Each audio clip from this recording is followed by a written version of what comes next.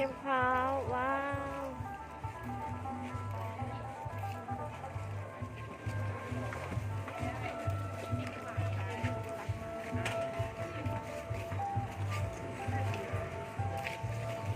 ยังบ่ยากเต็มที่จับไปก่อนอันไหนไปสองคนนั่นละกิโลแต่ว่าเที่ยวทงนี่คือ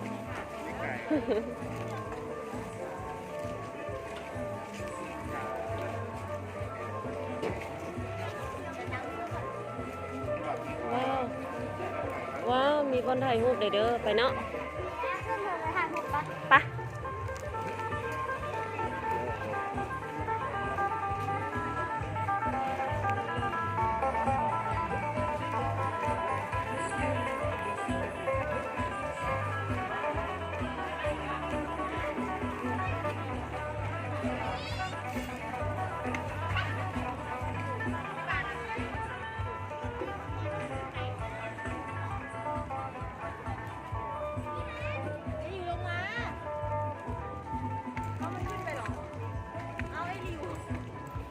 ค่อยๆเดินลูกเด้อ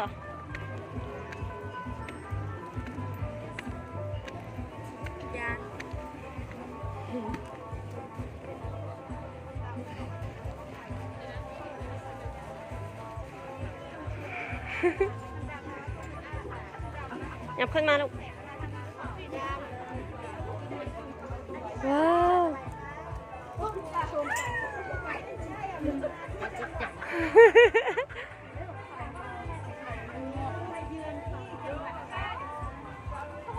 ตุ๊กเดี๋ยวตาอย่ามาพี่แม่ลูก